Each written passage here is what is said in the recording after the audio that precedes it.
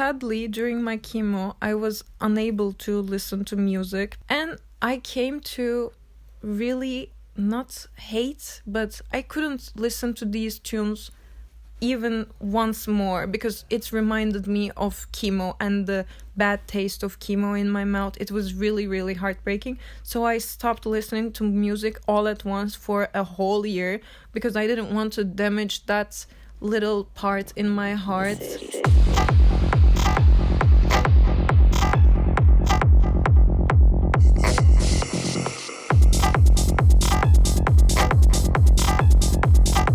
Welcome back to On The Rail with Techno Tosh, guys. I'm sitting with none other than Yozé, which is super crazy because we're in Berlin right now in her studio, actually. And she just moved here from Istanbul, Turkey. And I actually discovered her when she had released her remix of Mari's Bell on Drumcode. And when I saw that, I actually put it onto the playlist that we put on the live stream during the show last year.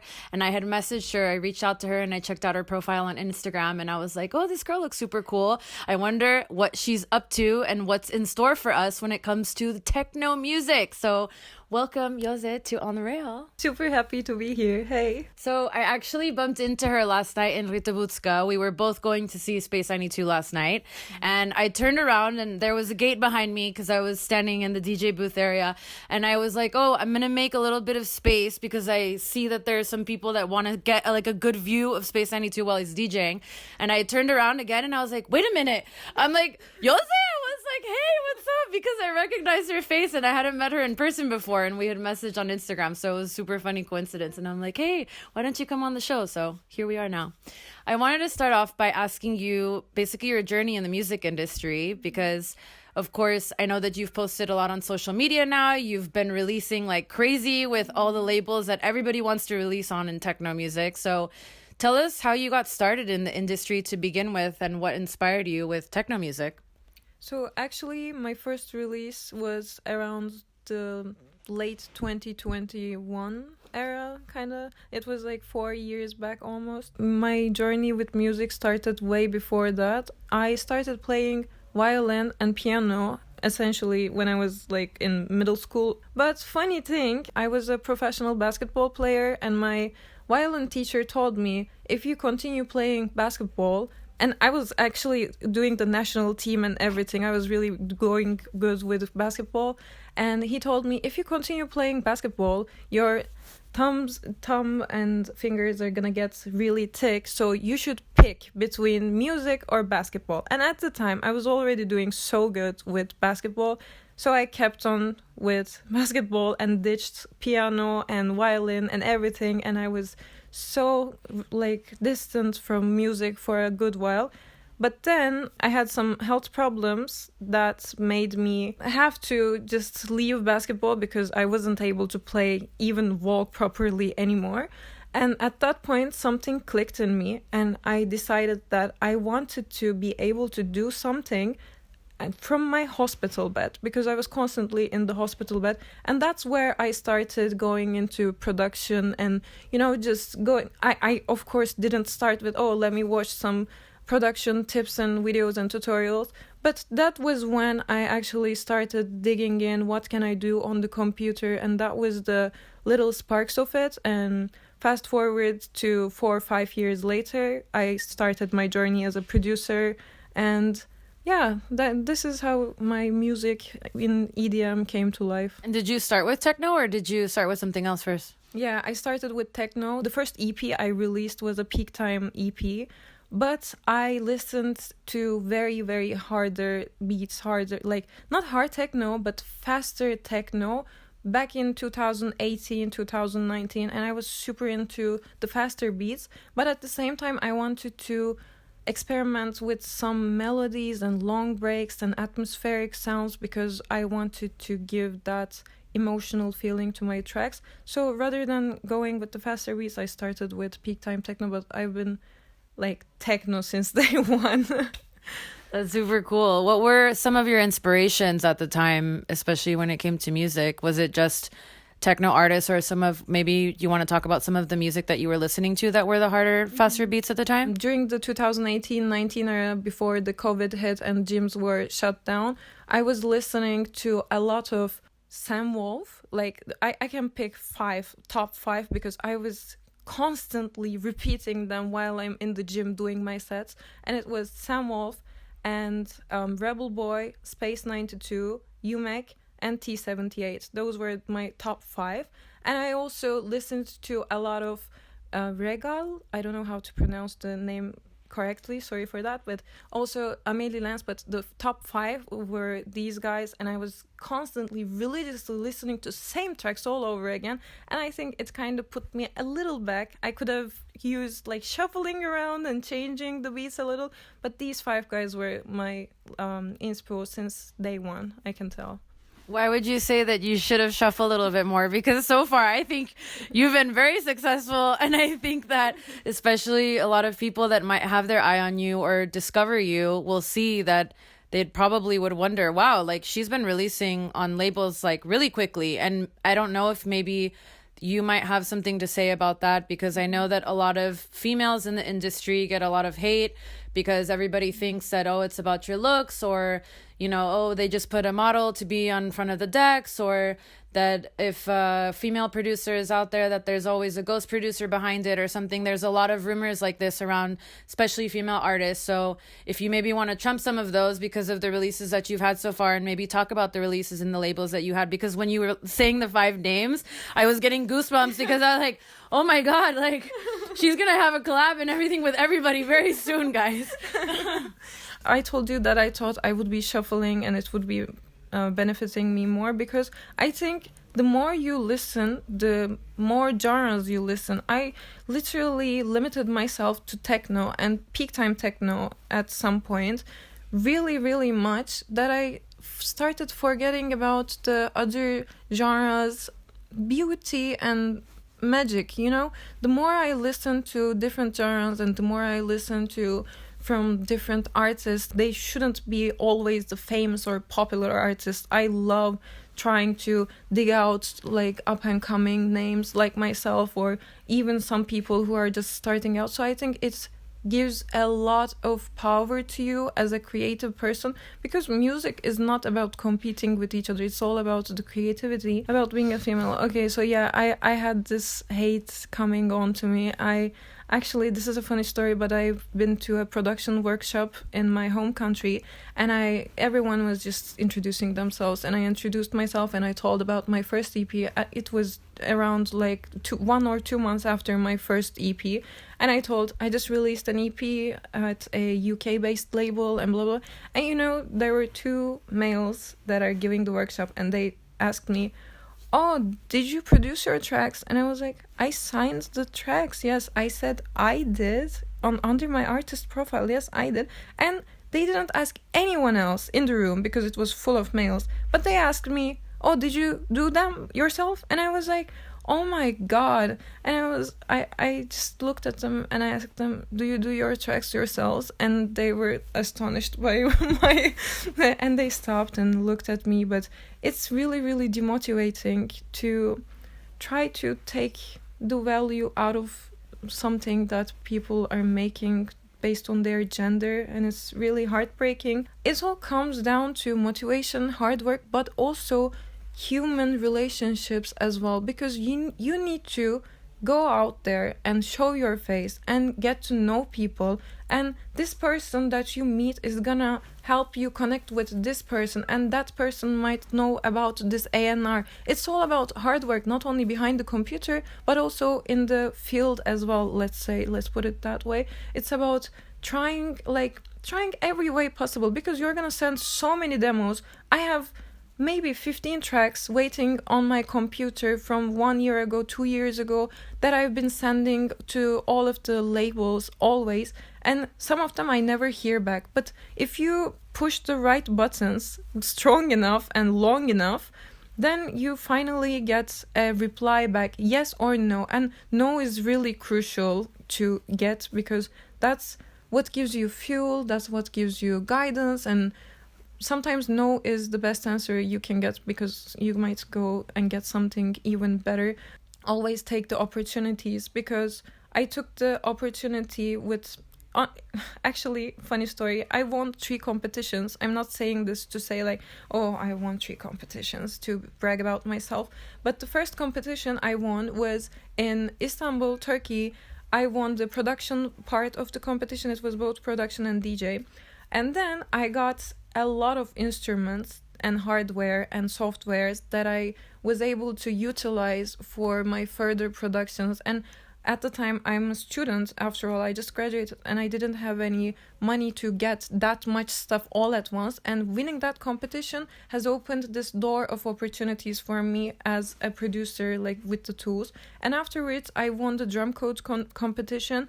And then, just 6 months ago, there was a Moments Beatport collab competition, and the winner was gonna get, again, so many prizes like software and hardware, but opening for Lily Palmer at the Volkswagen Arena event. And I thought to myself, I won this first competition, and then I won this remix competition, and if I go with this competition as well, if I submit something, what are people gonna think of me? Like, I was always critical about this. And thank God I didn't listen to this evil side in my brain, because who cares? Like, who cares? This is my journey. You should take every opportunity you can get, every single opportunity, because you're on this journey and you're just climbing one step at a time, and nobody's gonna be like, okay, let's put you onto the top. You should go and get every single opportunity you want to get, if that's what your heart really wants. So again, I just went on with it, and I was lucky enough, and I had the chance to meet with her manager, and what her manager told me was, just keep pushing, keep going, don't listen to anyone, work. This is the only way. Like, never stop trying, and never be ashamed of trying, no matter what people say, because people are just rude because they're online at the back of their keyboard and computer. Just don't care about them. That's the, sorry, this was a long answer, but that's the feeling of my heart. Yeah, no, I'm glad that you said that. I think these are really important points, and it's something that hasn't been touched on in this particular way on the show. So I'm glad that you said it that way as well, and take as long as you want, because it's important. It's a really important message. And this is the reason why I even do this show to begin with. Because again, if I didn't bump into you yesterday, we wouldn't be sitting here. And I'm like getting goosebumps constantly just from what you're saying. So you're moving me as well. So I appreciate that. And I know that you mentioned the health problems earlier, and I wanted to touch on this just a little bit, because when I had scrolled down to the bottom of your Instagram when I first looked you up, I saw that you posted a picture of yourself going through cancer. And I'm not sure if that's exactly what you're talking about when you said that you're laying in the hospital bed, but I'm curious if there's something profound you could maybe touch on when you went through that experience, and maybe how that's shaped the way that you approach your music career, because it already sounds like you're a super ambitious girl to begin with, because you were already an athlete. So I know what it takes to be an athlete, and not everybody can do that. And it's ultra commitment, ultra sacrifice. So you already have that, it sounds like, in yourself, but maybe something else might have changed during that time that you were experiencing the really hard health period. Yeah, so sadly, during my chemo, I was unable to listen to music, because I went through cancer, yes, and I had so many rounds of chemo, unfortunately, and these chemos were like 1 day long in the hospital, and I couldn't even move, and the week after was just super painful. And yeah, it was super painful, and I tried to listen to some tunes that I liked. At the time, I was listening to like Adele, or I don't know, some like slow music, and I came to really not hate, but I couldn't listen to these tunes even once more, because it reminded me of chemo and the bad taste of chemo in my mouth. It was really, really heartbreaking. So I stopped listening to music all at once for a whole year, because I didn't want to damage that little part in my heart. I didn't want to take it away from myself for good. So I ruined like 10 songs at the first chemo. I can't listen to ever again. But after that, I stopped. And something in me, by the way, I have a really kind of sad thing for me. I was singing so often, and I was taking vocal courses before my chemo.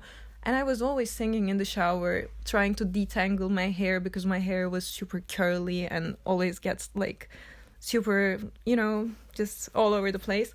And when I lost all my hair, I completely stopped singing as well. So I felt so lost. And as you said, I'm an ambitious person, and I was always over competitive. And with having these health problems, I was just like set back. And life showed me, who are you competing with, essentially? Yeah, you're in one field or another, you're an athlete or an artist, whatever.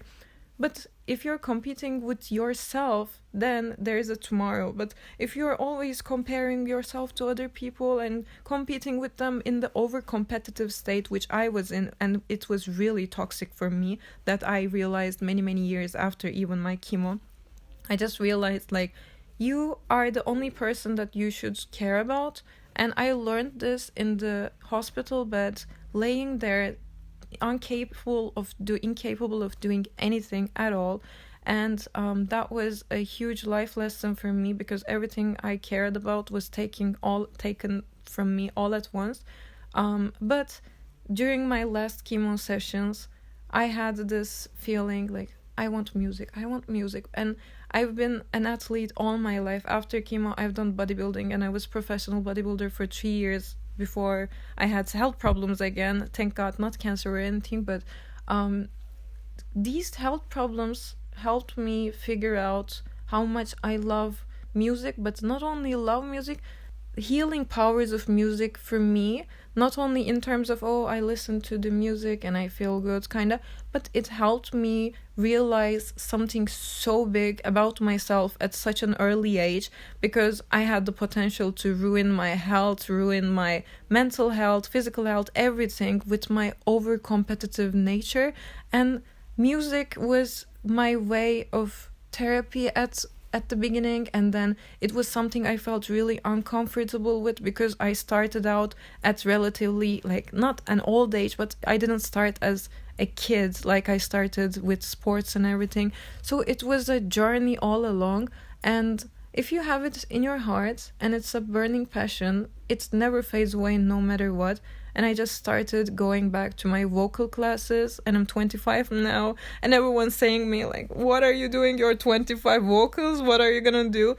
Don't care. Don't listen to anyone. It's you, your journey. You're not in competition with anyone but yourself, especially with music. So it's been my doctor in every sense in my life. So that's like really tangled, maybe a kind of tangled topic to touch upon, but in shortest I can put it in this way. I commend you for going back to singing lessons. I wasn't expecting you to finish with that, which actually that's really nice, because I think in a lot of situations, especially when you go through a really dark period, it's really hard to see the light, and not only see the light, but like you said, those 10 songs that you were listening to when you were going through chemo, you're like, I never want to hear again. No. So I'm glad that didn't happen to you with the singing, that you ended up just going for it, And I know with the music, especially with your releases right now, maybe touch on one of the, I know that you said that you did the competition with the Lily Palmer, but maybe talk about one of the EPs or even a single that you've put out that was really monumental for you, or maybe something that might be upcoming that we are looking forward to seeing in 2025. Okay, I think the monumental one is like in the making, because I sent it out to the person that I wanted to sign it with, and I got super good feedback. And I don't want to jinx it and say it out loud here, but hopefully it will happen, and I will post this part from the interview and say like, this was the monumental part, because besides the remix competition and releasing on Drumcode, of course Drumcode has been the highlight of my career, but I think for 2025, this release that I don't want to jinx yet is gonna be the monumental part, because yeah, I don't want to give any more. It's not jinxed. Yeah, but Do you feel it in the production aspect that you've put together, at least, or? yeah, in every way, because there are some producers that you can pinpoint by listening to the first bar of the first drop or the second drop, and you can say like, oh, this is this producer or this is that. And for me, I still haven't found my signature sound yet, because I've been experimenting, and I also think I'm really young and new in the industry also. With this upcoming release that I hope I will sign to this specific label, I think it's my first step towards the real and prominent, like long-lasting Yozé sound that we will see in the future. Also, production-wise, I use some super simple tricks like Ableton stock plugins in a very creative way. I think I'm like proud of that, because it was something really easy to do, especially with the vocals. I use stock plugins, and whenever someone hears about the song and hears the pre-drop and the vocals, they're like, how did you make the vocal like this? I'm like, Ableton stock plugin. Like, it's kind of, again, reminding me, go to the basics. You don't need something so fancy to create something that you're super proud of or feeling your heart. Like, it gives me a little teary vibes whenever I listen to this track. It's been, wow, yeah, it's gonna be amazing, hopefully. I'm looking forward to hearing this, because I think I might know what she's talking about. She knows. But I'm very excited about it as well, and I really hope that it works out the way that you want it to, and that it's a massive hit. I want to ask what it was like when you got the call or message or email, I'm not sure, when you won the Drumcode competition, because I know that this is like a really big deal. And again, that's how I discovered her. And I think that for so many artists, her cat's in the background. For so many artists, they always say their dream is to, techno artists, their dream is to release on Drumcode. Their dream is to release on Drumcode. So it was like, boom, I'm just curious what that process was like, how they reached out to you, and what that feeling was, or where you were in the moment, and, that whole experience when you got that call, because I'm sure that that's also maybe opened up a lot of doors for you as well, having that like on your CV. Yeah, definitely. It's such a huge game changer, and Drumcode has always been one of my most beloved labels, and still is, and forever will be, probably. So I was in Ankara, actually. It was right before my gig, and we were having a dinner with Forehand and Özgün. They're also great producers, and I saw the email that came from Change the Beat and Sydney Blue in my junk folder. I don't know how it went there, but it ended up in the spam or junk. I can't remember. And they already emailed me 3 hours earlier, and I was wearing my Drumcode hoodie, Drumcode cap, and I'm on my way to this gig, and I'm like gonna play the track for the first time almost, because it wasn't mastered yet, whatever. And I'm like, oh my god, please, let me play this gig as a winner of the Drumcode, please. I'm praying like this. Then we were paying the check on the table. We just got finished with the food. Then I'm like, oh my god, there's a junk mail that says, is this scam? I was old, and I couldn't even speak for a moment, and I started crying, really, not like sobbing, but tears came down on my eyes, and both of my friends, Forehand and Özgün, were like looking at me with such an amazed face on each of them, and they were like, cry. I would have cried as well. And they were super supportive, but I'm happy that I shared this moment with them. Then I went to my gig and I played my set, and it was the best feeling ever, because I'm playing the track by knowing that I know it's gonna be released on Drumcode. It's such a huge dream, and I'm hoping to have a follow-up release sometime, hopefully soon, but sometime sooner or later. It's such a dream label. It's such a dreamy situation that I found myself in, and I couldn't grasp the reality for well over a month or something. I was seeing on track list 1001, this person supported your track, and it was like going on top of each other, and I'm like, oh my god, they played my track, and all the people that I've been fangirling about, they started playing this remix, and it's really gave me so many opportunities. So many people reached out to me, and I met yourself, and it's super nice. Yeah, super nice how Music Bonds and Drumcode was a huge impact in my life. That's amazing. And I want to just finish off the interview by asking, what do you think is your magic? Because the energy that I'm getting from her, I can't explain it to you, but I'm very moved. And again, I love that I'm speaking with a female, because I never get to talk to females. It's like very hard to get in touch with some of the females, because some of them are really big and some are, you know, I don't know where in the world, but there's obviously a lot more males in this industry. She has just a super nice energy, and I can see why you've been, you know, gifted this success after going through such a hard time. And I just want to know what you think your magic is, and why you think these successes are happening for you in music pretty quickly. Even if you've been working on it for years, it's moving fast for you, it seems. Yeah, first of all, I think my magic is being open-minded and always pushing people to give me feedback. If we go over my WhatsApp, you will see exports of my tracks like V1, V2, version 5, 6, 8, 10, final one, whatever. And I'm sending these to my producer friends, always asking for their feedback and poking them like, hey, you didn't give me the feedback detailed enough. And I think this is where my magic lies, because I'm open to feedback about even the smallest details. And I stopped being such a perfectionist, at least for the production's first phases, because perfectionism kills your mood down and creativity down and so on. So open-mindedness and being humble with myself and not self-criticizing myself are the key factors, I think. But it all comes down to being positive, and it all comes down to thinking what you can achieve rather than focusing on what you can't or why you can't. You should just be positive with yourself.